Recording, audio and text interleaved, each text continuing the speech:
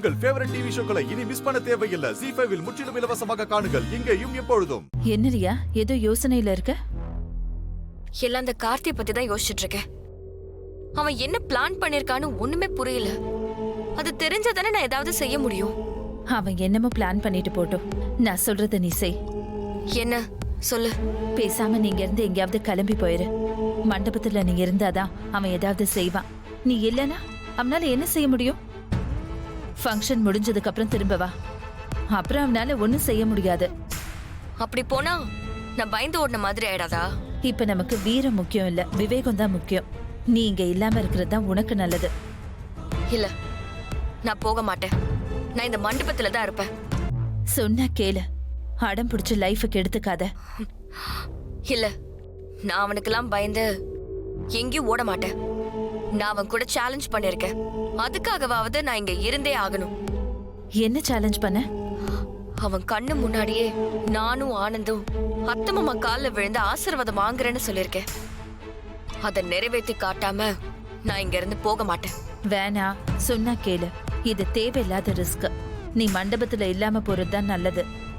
இல்ல ஐஸ்வர்யா, என்ன நடந்தாலும் நான் இந்த மண்டபத்துல இருந்து போகவே மாட்டேன். இங்கேயே தான் இருப்பேன். நான் சொல்றத சொல்லிட்டேன். அப்புறம் உன் விருப்பம்.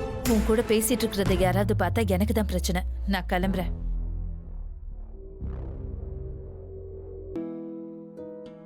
அத்தை, உங்களை பார்த்தா இப்போ எப்படி இருக்கீங்க தெரியுமா? எப்படி இருக்கேன்? சும்மா புது பொண்ணு கணக்கா ஜொலிக்கிறீங்க.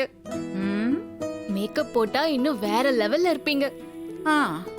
உங்களை பார்த்தா எங்களுக்கு அத்தைன்னு சொல்ல மாட்டாங்க, கண்டிப்பா அக்கான்னு தான் சொல்லுவாங்க.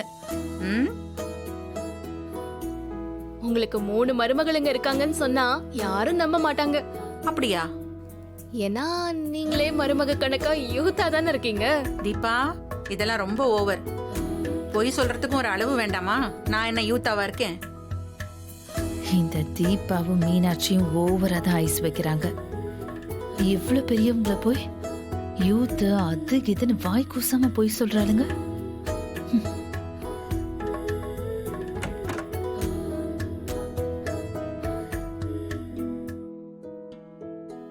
மாமா கிட்டே கேப்போம்.